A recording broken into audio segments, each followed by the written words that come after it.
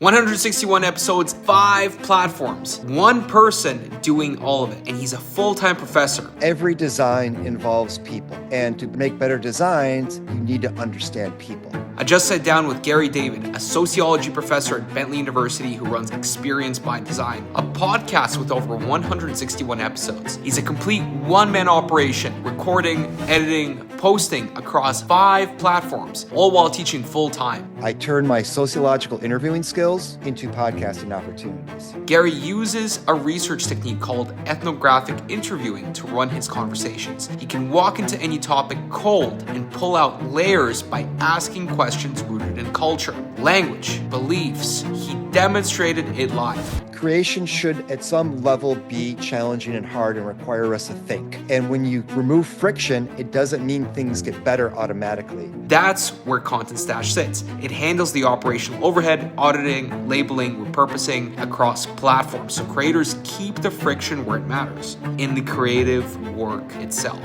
Do what you enjoy and what you believe in, not what you think makes other people happy and click on.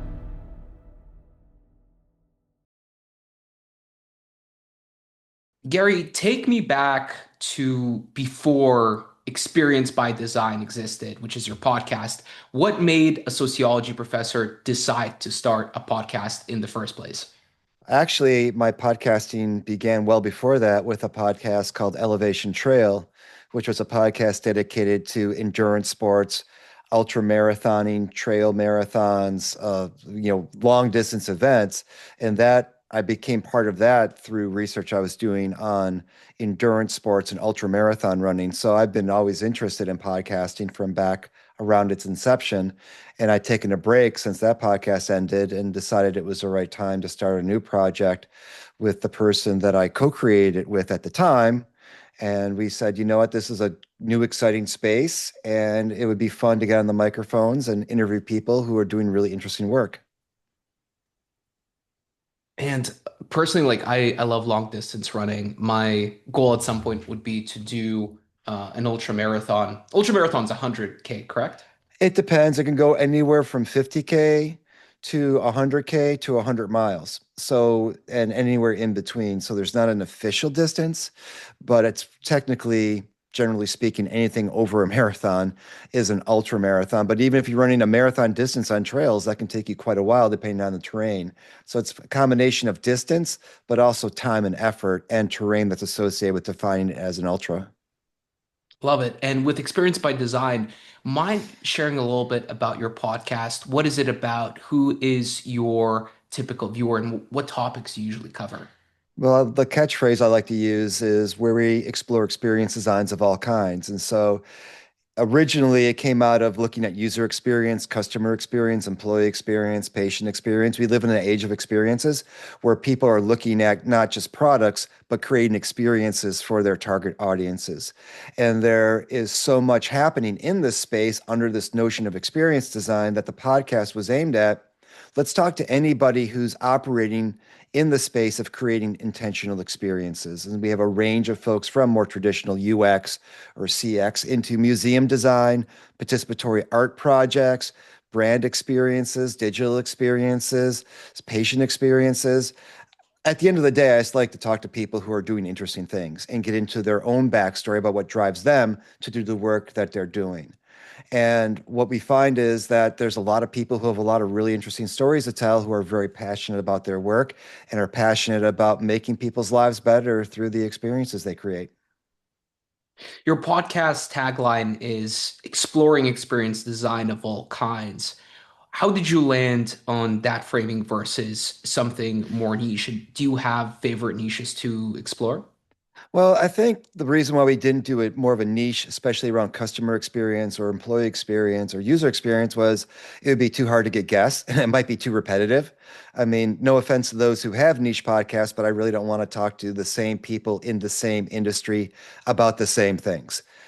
I have a lot of varied interests. And so I'm very interested in talking with people across industries and across work types. So exploring experience designs of all kinds was number one, a way to get more guests because we had a bigger pool to draw from. and also just to allow our own curiosity and our own interest drive the conversations and find out new things every time we have a new guest on. You co-host with Adam Gamwell, a design anthropologist. How did that pairing happen, and what does having a co-host change about the content creation process for you?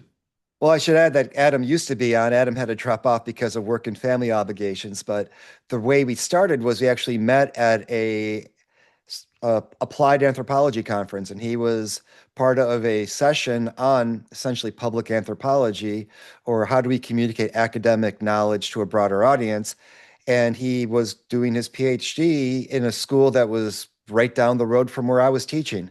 So we said, oh, we should get together and talk more. And through a few conversations, we came up with the idea of Experience by Design podcast. And he being an anthropologist, me being a sociologist, but both of us being interested in applying our knowledge to make people's lives better and not just doing academic publication, it was a natural fit. And having a co-host was great because it allowed us to kick things back and forth. We have different perspectives. But I would also say that doing it by myself allows me to exercise a bit of my own vision. And so, between having a co-host and doing it by myself, I wouldn't say one is better than the other, but each one affords different opportunities, which are unique and rewarding in their own ways. And which platforms do you typically do the content on? I know, for example, Twitch is one of them, and that's very unique. Well, the stuff I do on Twitch as Professor EXP is less podcast related and more social analysis, cultural analysis, looking at news. It's kind of a sandbox where I can think out loud about different topics that are happening in the world, work through materials I'm doing, prep for the classes that I teach as a university professor. The platform that we host the podcast on is Simplecast, but then that then feeds it out to any number of distribution sites. I think our number one site is Apple, and that's where most people get it, but they can get it wherever they get podcasts. So the Simplecast just makes it really easy and effective to post it to one spot and then distribute it through the variety of channels that exist. That's super cool. I didn't know about Simplecast before. And you've said your goal is to bring social science perspectives into experience design. When you're explaining that to someone at a conference who doesn't know you, what's the 30-second version of that? The idea is that every design involves people. And to better make better designs, you need to understand people. And social sciences, whether it be psychology, sociology, anthropology, especially, help us better understand people that are our design audiences. So whether it's a product design, whether it's an event, whether it's a system, whether it's an interaction with another person, whatever we're designing, knowing more about the people we're designing for will allow us to make better designs. And that's the gist of, leveraging social science into the design space because it's always about people. And coming from an engineering background, it's, I think, a component that's missing quite a bit is the sociology component of what is it going to be like? What's the human element versus the math? So I love to hear that. And you're creating across Substack, Twitch, keynotes, academic papers, consulting deliverables. How do you decide on which idea goes where? Because your scope is very wide. Yeah, it's a bit of a challenge. And so I do less in the academic publishing space because, quite personally, the turnaround time is just too long and things are moving too quickly. So it might take anywhere from 6 months to 18 months to get an academic paper just published. Forget about just being written, just published. Once you submit it and get through revise and resubmit and the whole process. Well, a lot can change in 6 to 18 months, depending upon what topic you're writing about. So for me, doing Substack, doing Twitch, doing the podcast allows me to be more timely with the insights that I think are important regarding things that are happening. So I much prefer those more immediate outlets than trying to engage with the academic ones. Doesn't mean the academic ones aren't important, but it means that as academics, we've overlooked the more public facing outlets for broader engagement. And what does that preparation or research look like whether it be for your live stream or your Substack? How do you typically prepare? For the live stream, often very little preparation, quite honestly. I'm just kind of going on there and winging it in many respects because it is participatory. The chat also informs what I'm doing, and I react to what they're proposing and what they're saying as well. And that can go in a lot of different directions. And that's the exciting part of it is I don't know where it's going to go.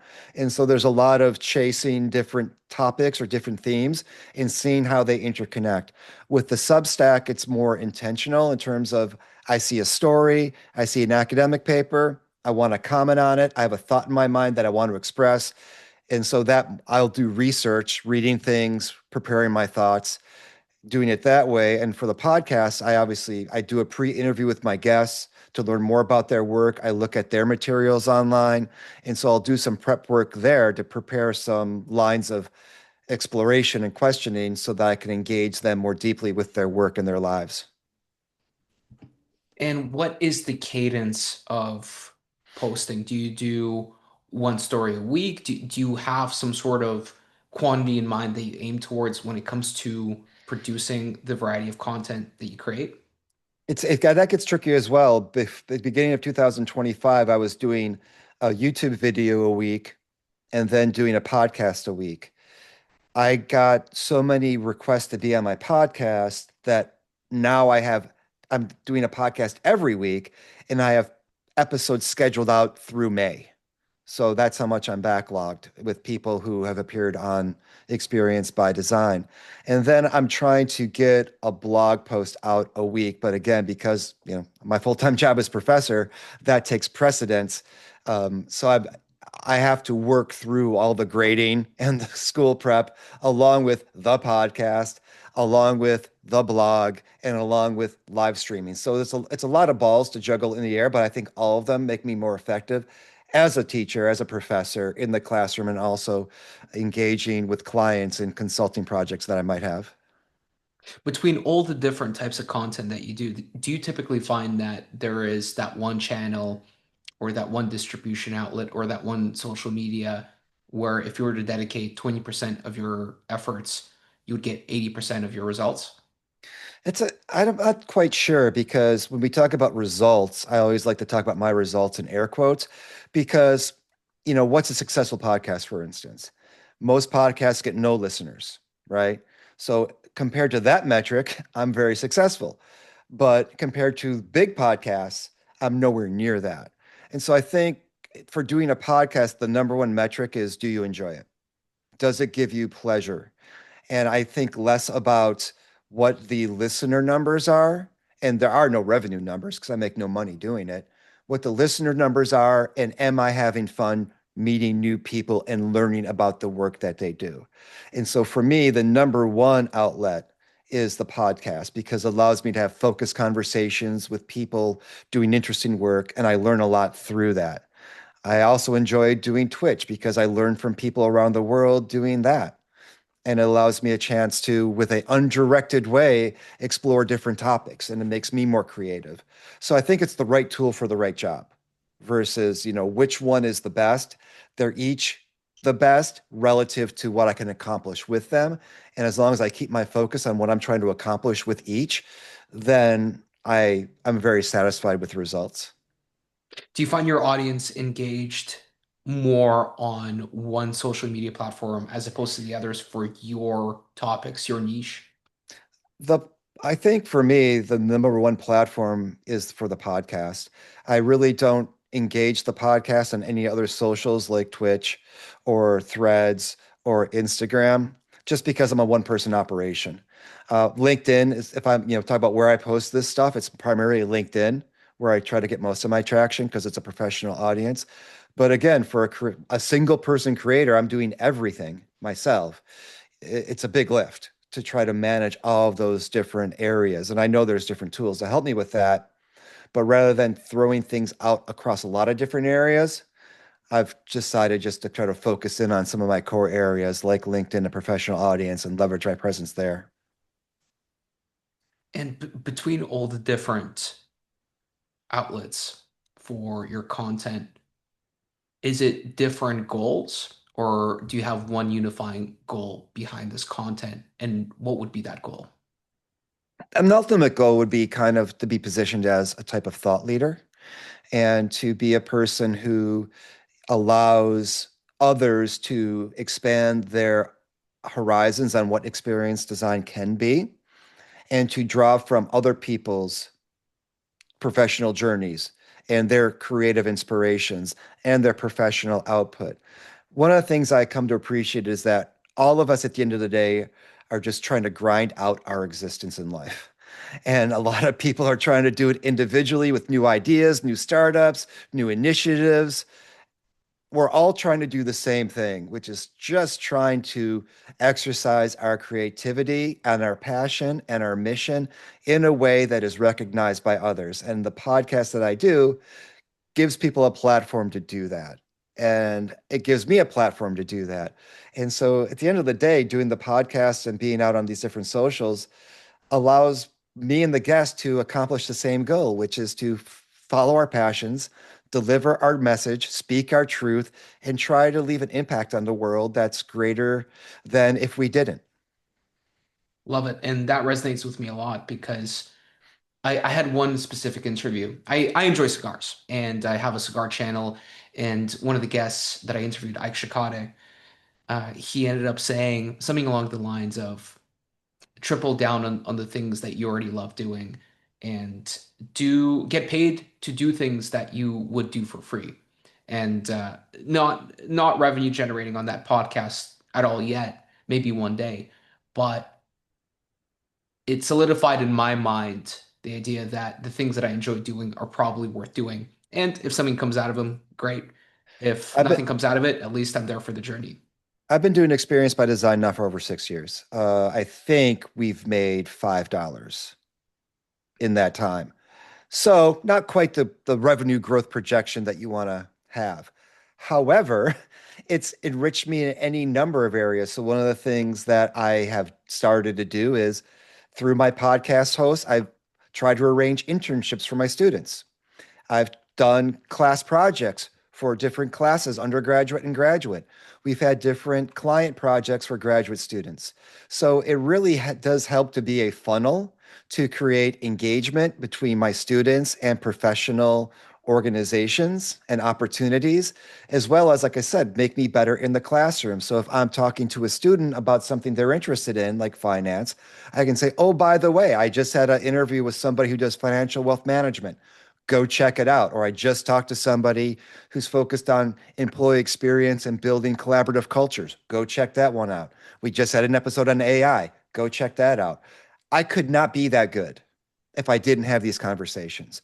And so part of what I do is I help to connect people together.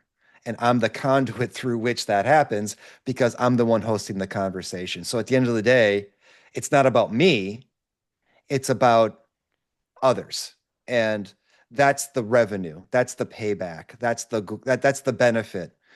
And it's not the cash, it's not the sponsorships, it's the ability to make people's lives better and more enriched through connecting different ideas, and different people together. And which demographic do you serve and entertain and produce content for? Would it be mostly the younger generation of students that are attending your classes that mostly watch your podcasts, or what does that demographic look like? I can't even get my kids to listen to my podcast. I don't know if my students are listening to it, but I really don't know. I mean, the metrics that I have available are pretty slim. So when I have a guest, they'd say, well, what does your audience like to listen to? I'm like, I have no idea. I don't know who my audience is. I worry less about that. And I just kind of go with what feels connected and authentic between me and the guest. If they have a good time and I have a good time, I think we'll have a good product. If it feels forced and controlled and I'm producing content for some mythical, target audience or persona group, I think then that's gonna come through in the conversation. So I like to think about the podcast as being something that you, even if you have no interest in what I do, if you were overhearing that conversation in a cafe or in a restaurant, you would be like, "Oh, that sounds interesting. What's that about?" and be drawn into it. So the goal is to have human conversations with creative types who are working across any number of industries trying to improve the lives of their target audiences. And what I think it hits because people listen. Who's listening? I have no idea, which is both scary and exciting at the same time. And based off your goals with the podcast and all the different medias that you have at your disposal, do you run off of any content strategy? Do you have maybe regular sit downs with yourself asking, hey, like, how do I want to map this out? What are my content pillars? What are my content values? Or do you put content strategy aside and just focus on the guests and ask yourself, who is it that I want to interview next? What is it that I want to do next week? There's two streams, right? One stream is I have PR agencies contact me and pitch guests who they think would be good for the podcast, and then I have to evaluate whether or not they be a fit. Then I have another stream where I see people out in the world doing things, and then I reach out to them and say, "Hey, would you be interested in being on a podcast? I'd like to host you." When it is incoming, inbound through PR agencies, I won't only look for the kind of work that they're doing, but I'll also look at the background. Is there an interesting element that I could tap into that might result in a fun conversation, a unique element? So it's not just the work, it's not just the industry, it's not just what book they're pitching, but it's also the person. And I like to think I'm a good interviewer and I can help guide an interesting conversation for them as well for the audience. So I'm looking for a good story. And that story is what's going to drive whatever product they're pitching. So it's less product focused and it's more human story narrative focused. What are qualities of a good interviewer? I think for me at least, it's very attentive listening, being able to ask the next question, being able to explore alternative angles, inviting people to ask me questions, having it be more of a dialogue than a list of questions. I don't prepare questions ahead of time. I don't share questions ahead of time. I've had guests ask me for it, and I say, no, I don't do that. It's far more exploratory, it's far more open ended, it's far more conversational. And I have found overwhelmingly that my guests appreciate that approach versus here are 10 questions or 5 questions I'm going to ask you, prepare for these. Because it sounds more spontaneous and less canned and more authentic than something that was prepared ahead of time. So for me, for to be a good interview, you have to listen, you have to be open, you have to be willing to talk about yourself a little bit, and you have to be willing to take a chance with a question to come at something from an angle that might not have been explored before. So go below the surface and dig a little bit into the person's public life. I'm not doing background checks on them, but their public life, what they post online, and ask something that they might not expect to try to get that real reaction from them. Love it. And Experience by Design has been running for a few years now. What's been the biggest thing that's changed over the years? The logo, I changed the logo. That was exciting. That's about it. I think most of it has just been around trying to get guests who are doing something interesting and have a story to tell about what they're doing and who they are. Turns out everyone has a story to tell about themselves, right? Everyone has a story. You might have heard of Humans of New York. I like to think about what I do as humans of experience design. So everyone has a story. What is their story? What is unique about them that they would be happy to talk about if anybody just asked them about it? And that's always been the driving force, getting into people's stories about themselves and their work. And then through that process, identifying unique things happening in the experience design space. So it's not about technology, it's not about product, it's not about event, it's about people. It's always about the people who appear on the podcast. And it's about me too. So I try to be open about things in my life to a point so that the audience gets to know me a little bit as well. And how do you select your guest outside of the metric of, hey, I found them to be interesting? Is there a recurring theme in the people that you invite on? How do you typically come across them? And how would you describe interesting to you? Yeah, the main two ways are inbound channels from PR agencies and me just finding people who are doing interesting work, whether through LinkedIn, through my socials, or through papers I've read, or my own personal networks in these professional areas. And what makes a good guest for me is just somebody who has an interesting story to tell. I want somebody who's going to be open about whatever it is that they're trying to do and also about who they are. And this is why I think it's essential that I always do a 25-minute or so conversation before recording. I want to make them feel comfortable with me and trust me in whatever it is I'm doing because my style is not necessarily linear. As I tell my guests, you might not know where I'm going, but trust me in getting there because I'll always tie it all together and I'll always bring it back around. And after we're done, my guests will say, wow, we covered a lot of area, but it all tied together. I'm like, yep, that's my job to cover different area, but to tie it all together and drive the point that they want the audience to know. So make sure that they're satisfied that their time was well spent, but also the audience had an interesting journey at the same time. This might be a little bit of a silly question, but given your background in sociology, I'm curious how you would answer it. How does one build rapport with an interviewee? I think, again, just being open and willing to talk and being authentically interested.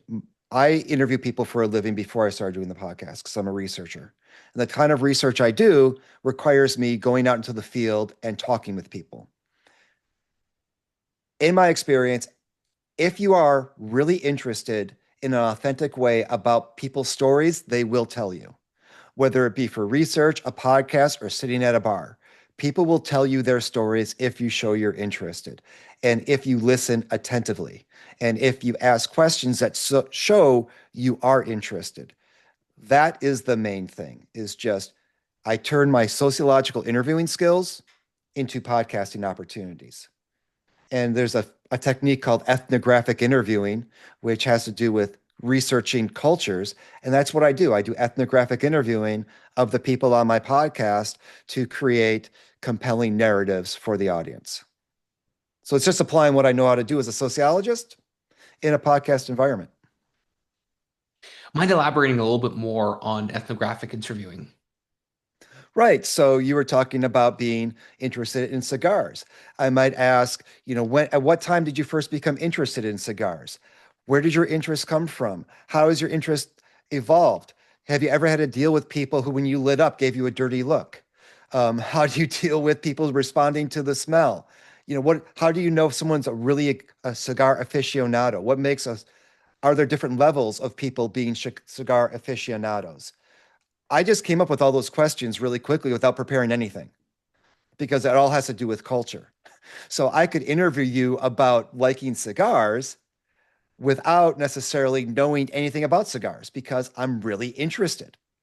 I'm like, wow, this is a thing I've never even explored. Tell me more about it, right? How many cigar bars are in Riga, you know, or in Latvia? What's the difference between cigar bars in different parts of the world since you've traveled around? If you could open up a cigar bar, what would be your angle or your motif or your approach? We could do a whole podcast on this. Absolutely. Man, you're good at coming up with questions. And it kind of reminds me with my background in tech sales, there's this training that we get called Sandler Sales. And it's you take them down the pain funnel. And with the questions that you just put forth, like I could feel you almost like peeling back an onion with these questions. Is that the system of ethnographic interviewing? Is Sure there a is. system to this? Yeah, it's part of it, but since you're in tech, you can think about requirements gathering, right? If I want to know the requirements about a system or a tool or a product I need to build, I need to interview the people who are going to use it about their jobs. And so when I teach students in my grad program about doing this kind of interviewing, part of it is a requirements gathering technique. I'm not just looking at the workflow. I'm not just looking at the job description. I'm not just looking at the existing specs. I want to know what their work lives are like. And to know what their work lives are like, I have to dig a little bit. And as an ethnographer, a person who studies culture, I kind of know what questions to ask around different kinds of culture because even though cultures might be different, there's going to be pretty standard elements that are part of every culture: language, symbolism, beliefs, norms, rules, narratives, stories, practices. These things are pretty standard. And so I can just take those elements and then apply them to whatever situation I want, like cigar smoking, right? What's the difference between being a cigar smoker and a person who smokes a cigar? That's a culture question that I could ask about running. I could ask about driving. I could ask about skiing. I could ask about anything, because there's always a difference between someone who lives the activity and someone who just does the activity. And so that's just one of the ethnographic techniques that I could use for any interviewee. Love it. Going more so into tools that you use, systems, operations, walk me through what happens between recording an experience by design episode and going live. What does that workflow look like? The entire workflow is identification of a guest, whether inbound or outbound, then scheduling a pre-recording chat, doing the chat, generating some notes, doing some research on that person. I record through Zoom, and I record on two channels so that I can better audio engineer each channel if I need to for audio quality. Then when I go to get ready to post, I write the intro and outro right before I post it so I can connect it. So the one I just posted today on Friday the 13th was about a gentleman who talks about mindful processing around stressful moments. So athletes who are performing, executives who are performing, workplace performance. How do we get in the right mind state in order to create mindful experiences to optimize our performance? Just so happen the Olympics are going on. So I couched the episode in the context of the Olympics, even though it wasn't about the Olympics. So I try to tie my intro with a current event to make it relevant. Then I write the intro, write the outro, record that, put it all together. Then I do that in Adobe Audition, then post it to Simplecast to go live, where I also post something I post on my Squarespace website, I post something on Substack, I do something on LinkedIn, and yeah, I think that's about it. So there's about maybe 5 or 6 packages I have to manage in order to get one episode out. So it really sounds like you're a one-man army from recording to editing to posting and scheduling. Everything I do is one person. Yeah, I'm the only person involved in this. Just What me. would, what would you say have been like the most time-consuming parts that you wish you could hand over to someone else to do? Do you find anything to be overly manual? Yeah, I think, if I'm posting a newsletter, I post it to my subscribers that I have as part of my Squarespace. And then I have subscribers that are part of my Substack. It'd be great just to post it to one spot and have it go to both. Right, obviously. And then, like someone might do with Hootsuite or something like that. Just one spot goes to 2 areas. So there's that. I personally like to write my own intros. I don't put that off to AI. But what I will do is once I write it, I'll have an AI engine check it and maybe try to modify it a little bit or create a summary of it. But I like to create it myself first, and then I'll have it check it versus having it create it and having me check it.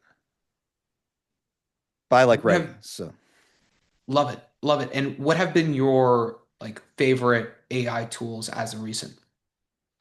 I would say I have a favorite one. I mean, there are some really nice ones that will create clips like Headliner or Opus, but I really don't do clips very much.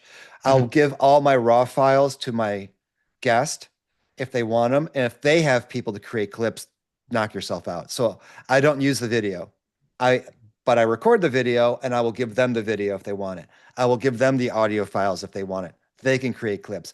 I don't have enough people to create clips, and I'm not convinced that the clips drive greater engagement. I mean, maybe it does. I don't know. But I think the video is becoming so saturated in many ways that it's almost become an extra task that is not necessarily worth my time. So I'm From audio only. I'm old school that way, that I'm audio only. In terms of video, so yourself being audio only, like you don't release the podcast videos in video form. You do only audio. Yeah, not at all. No, because I don't know. I mean, often guests might have bad video. If I had a studio and a couple of cameras that I could edit together and cut, great. But if someone has bad lighting, if they have a bad camera angle, if their camera isn't high definition, I mean, what's the use of putting the video just to watch two people with, substandard video talk to each other? Mhm. I don't, we're not stars. It's not like I'm interviewing somebody who is publicly known. So I just don't know that people care that much about watching me talk to other people who they have no idea who they are. And I think for my guests, people have been happy that I don't use a video. So Mhm. they can relax a bit and not worry about what they're doing with their hands or their face. And they can just kind of think about what they're saying more than thinking about what they look like. Yeah, that's a very interesting approach. The whole thought process behind the content engines that we've been building so far with the podcasts, usually people don't have time or they don't make time for 1 to 2 to 3 hour podcasts unless, it's a big celebrity, then people really go out of their way. The primary use behind the podcast for us has been to grow our audience through the shorts. Right, And right, so right, right, we right. we take it, clip it, but like you said, it's very expensive calorie wise to go and then produce 5, 10 shorts per podcast. And we're not there yet with something like Opus to just one click and it's generated. Usually you need one editor to go through all that. Yeah, like I didn't model myself after this, but my favorite podcast, the one I basically only listened to, was WTF with Mark Maron. And, I don't know that you could clip that podcast, right? Because that podcast is very narrative relationship driven. So he would engage with his guests through the entire episode about different topics in a thoughtful, intentional, deep way. And that's what I try to go for as well. So there might be clips that I could create, but I think the overall narrative is what is the value for what it is I do. Maybe I'm, what's the word I'm looking for? Maybe that's not an accurate statement of what people are looking for, but that's what I like to do. And so, I've done some clips before with Headliner, which is a great product, and Opus, which is another great product.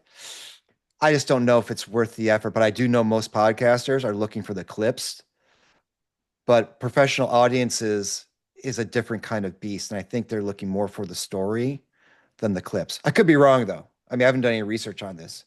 I'm just kind of going with my gut here.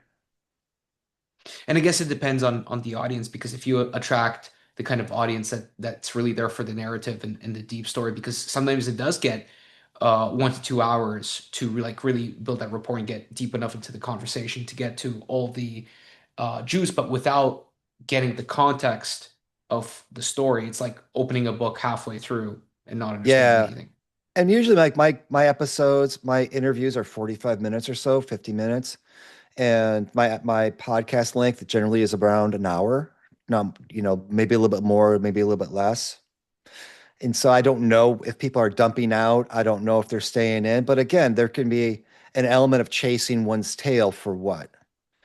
If I if I had 20-minute ones, would I become, twice as popular? If I'm twice as quote unquote popular, but I'm not enjoying the conversations as much and I'm still making no money at it, why not do what I enjoy, which is having longer conversations? Because I'm not relying on this as a revenue stream for income, right? I'm fortunate in that way. If someone wants to give me money for doing it, great, but it's not what's driving me. So the number one thing for doing a podcast or any content, I would say, is do what you enjoy and what you believe in, not what you think makes other people happy and click on. Because there's too much of that already, right? Do something that's authentically you, that you enjoy, like your cigar podcast. You do that because you like cigars, not because you thought it would sell, right? I mean, so do what you like and then commit yourself to doing that in a way that makes you happy with the end product and that you're proud of. And whether or not people listen, that becomes secondary in a lot of ways. Absolutely. And I was surprised. I think it was about 20 days into the cigar channel that I had. One of the videos just took off. The algorithm, for whatever reason, really picked it up.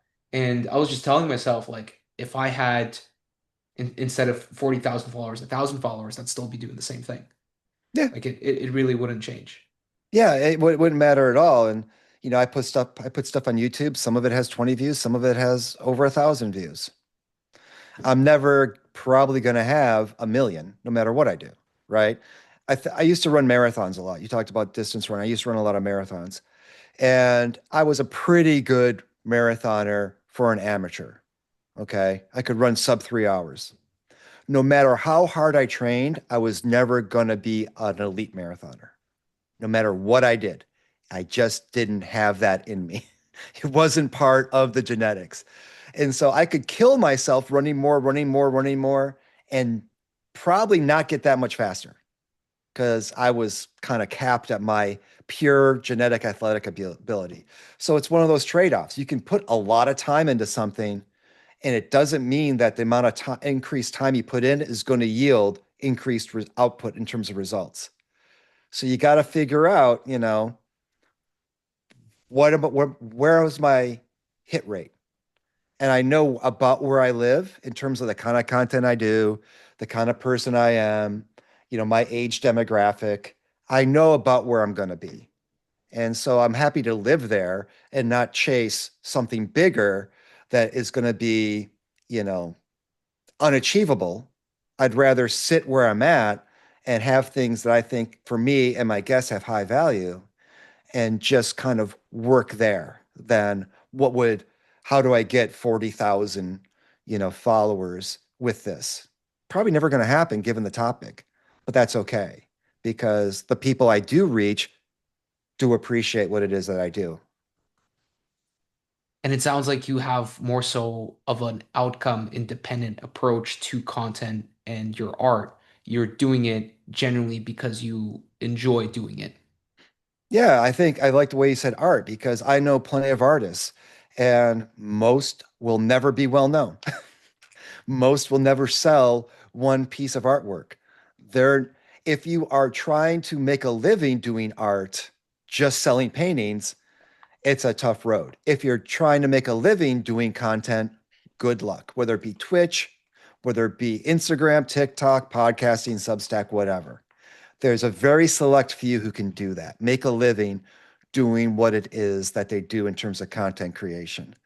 For the rest of us, we do it because we like it, because it does something for us. We enjoy it. It fulfills us in some kind of way. So, in that way, I'm creating quote unquote art, number one, for me, because it brings me pleasure.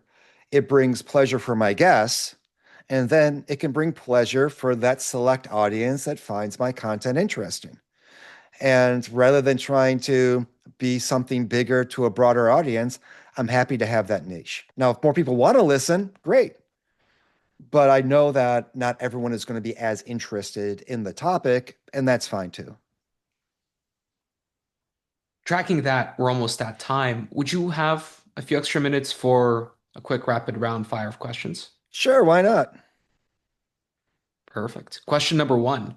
What's the best platform for deep thinking? Substack, podcast, Twitch, or something else? Depends how you define deep thinking, but I think probably Twitch is a unique environment in that it's the only place I've seen where intergenerational communication happens. People from 18 and younger to 50 and older can occupy chat and engage with one another. So there's some extremely good thought leaders and educators on Twitch who provide stimulating dialogue over extended periods of time. So 3, 4, 5, 6 hour live streams where people are digging into topics in a lot of detail and people can engage on chat. So I think deep thinking, oddly enough, Twitch would be my number one. What's one experience that was perfectly designed? One of my classes. No, probably not that. I don't know that there is a perfect design because it's always audience dependent. So the halftime show, with Bad Bunny just happened at the Super Bowl.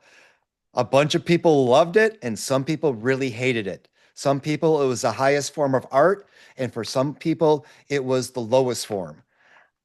Which one's right? It's a matter of perspective. So rather than trying to create the perfect experience, it's what's the best experience I can create for whatever audience I'm trying to reach. And those who it doesn't connect with, hey, that's the cost of doing business. You can't please all people all the time. What's the worst content advice you've ever received? Not so much. Well, yeah, there actually was one. Someone said, you should make your podcast only 20 minutes. And I was like, no, I shouldn't, because then it would be just a quick hit, 20 questions or 5 questions kind of podcast. And that's not what I'm interested in. So that wasn't, it was given to me by a good friend, not great advice. And I'm glad I didn't follow it. You'd be more popular if you did that. I'm like, but it wouldn't be what I want to do. And so at the end of the day, I got to like what I'm doing because I'm the one doing it. So that was not great advice. What's the most underrated social science concept that marketers should know? Uh, Probably underrated would be um, identity. So identity as a social science concept is huge because so much of what we do is based on how we see ourselves and how other people want to see us. So there's that. And related to that is social identity, that my identity is not just how I think about myself, but how I feel about myself in relation to the group that I want to belong to. And social identity becomes a primary motivator and factor in everything that we do in life. And if you want to understand people, you need to understand their identities and the fact that identities are fluid and intersectional. They combine in unique kinds of ways is another piece that a lot of marketers and business professionals really don't have a handle on. And they need to get better at understanding by hiring more social scientists. Has there ever been a guest answer on your podcast that completely changed your perspective? I'm sure there were. We've done 161, or I've done 161 episodes. I think that because I interview people from a lot of different areas, I'm always learning about different things. So, whether it be museum design, art design, customer experience, employee experience, patient experience, user experience, everyone's bringing something to the table that is new to me. And I am fortunate enough to be in a job that requires me to constantly learn. And that's the biggest gift that I have in the kind of career I've chosen is that learning is essential to becoming better at it on a daily basis.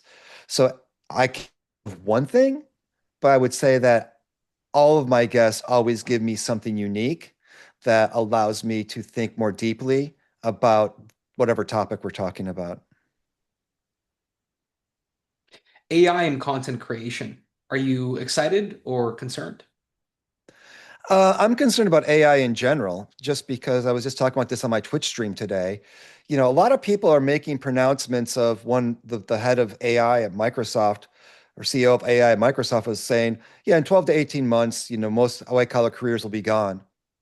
I would like to see a little bit more alarm in his voice when making that pronouncement, because if all these jobs are gone, so is the economy. So, in general, the way we flippantly or way people flippantly talk about AI as, oh, yeah, it's going to result in massive unemployment, that should be something that rings alarm bells for everyone. So, yeah, I have concerns about AI in general. Am I excited about in content creation? Not especially, right? I think that there's an important element of friction in creation, that creation should at some level be challenging and hard and require us to think. Writing is hard, painting is hard, drawing is hard, making videos is hard, making podcasts are hard. Why? Because we need to engage thoughtfully. And when you remove friction, it doesn't mean things get better automatically. It can mean that we're just doing things without thinking. And so the more you remove thought, the worse it might become. It doesn't mean I'm anti AI, but I think as a tool, fine. As something that's a crutch, then we have a problem. And that's where I worry that it's becoming more of a crutch or more of the engine that people are not driving. It's just driving itself. And it's not necessarily going to lead to better content. And in the SaaS space, software as a service space, I've seen a lot of engineers and people in the community ring the alarm saying, hey, especially this past month, the progress has been so crazy with the new Opus version and Anthropic just dumping $1 billion Right. in the market that I really I think it was yesterday I was in the gym and I was thinking about it and it really feels like that those few weeks right before COVID really hit where it's like something's different in the air. The markets are feeling empty when you go shopping and it's quite unsettling in terms of the speed at which it's happening right now as someone that is very much in the AI space. Yeah, I mean, sociology was founded essentially examining the impacts that the Industrial Revolution brought on society, right? So the transformation from agrarian to urban-based society, industrialization, things like that. So sociology is built around understanding how shifts in how things are produced change fundamentally society in important ways. So yeah, this isn't just a tool to make things more efficient. Anytime you have a tool that replaces labor, you got a problem because you need another place for that labor to go. Agrarian to industrial, industrial manufacturing to service, service to where, right? When we're talking about removing service industry jobs through automation, where's the next thing? And this idea of, well, there's always someplace else that labor will go to. Not always. I can show you a lot of towns in the Midwest of the United States that didn't recover. So that's the question. How are we going to reorganize our society around the newest forms of production that are being brought into existence? Because if I don't have a job and can't make money, how am I going to buy the stuff you're building? If Microsoft CEO's projections are accurate, then who are they selling their software packages to? If they're replacing all the workers. I mean, I don't know. I'm no economist, but it seems pretty obvious to me. And I think one of the Anthropic people, head engineers, just quit and wrote a letter and basically saying, I'm going to go off and write poetry now. That's probably not a great sign, right? So I think we as a society are not ready for this. And for sure know that our political leaders aren't ready for this. So where it's going to end up, Lord knows. But Yeah, it we was do have the to be concerned. absolutely, and it was the AI safety head that Yeah. resigned. Well, this And reminds me of when Google, I think it was Google who fired the head of their ethics group. This is years ago. She was fired. And I think she's she. I don't want to mispronoun, but that person was fired. And it's like, well, if you're firing the head of ethics and AI, that might be a cause for concern. So all the warnings are there, right? And so I think that we need to be very conscious and intentional about what it is we're doing so that, the movie The Terminator isn't a documentary. It is still science fiction. Because as I tell my students, The Matrix as a movie was predicated on AI needing energy to run itself and was using human beings as the energy source. And they go, "Oh yeah, that's right." I'm like, "Yeah." So might be concerned a little bit. I could keep going down that rabbit hole for hours, but I'm going to finish it off with the last question for you. And that question is, if you were to leave the world tomorrow and you had one message left to give to the youth, let's say it's your students, what would it be? To be constantly curious, to always think critically, to question what you're being told, and to never offshore or outsource your thinking to something else, right? To learn how to think, to learn how to critically analyze, and learn how to communicate, and always be creative in your problem solving because the problems we're facing are going to require creativity, critical thought, collaboration, and communication. And so curiosity is always the thing that drives us. It might be the one thing that differentiates us from technology is that we can come up with our own questions right now, right? And we can connect things in unique and innovative ways. And that thing is vital. So if you are relying on your education to merely teach you skills, you're going to be in trouble because those skills could easily be replaced by new technology. But the skills of critical thinking, critical analysis, creativity, curiosity, I think are going to remain essential. So those would be the key elements. Professor, if they wanted to find you, where could the audience find you? They can find me at Experience by Design, experiencexdesign.com. That's the podcast. You can find me on Twitch as Professor EXP, where I live stream once or twice a week on Mondays and Fridays. You can also find me on LinkedIn. Just search for Gary David. And you can find me on YouTube, Gary C. David, PhD. And I have a bunch of YouTube videos up there that are explain a lot of different concepts around design, DEI, and technology and society. Love it. Dr. Gary David, thank you so much. I really enjoyed this. Thanks for having me. I appreciate being asked.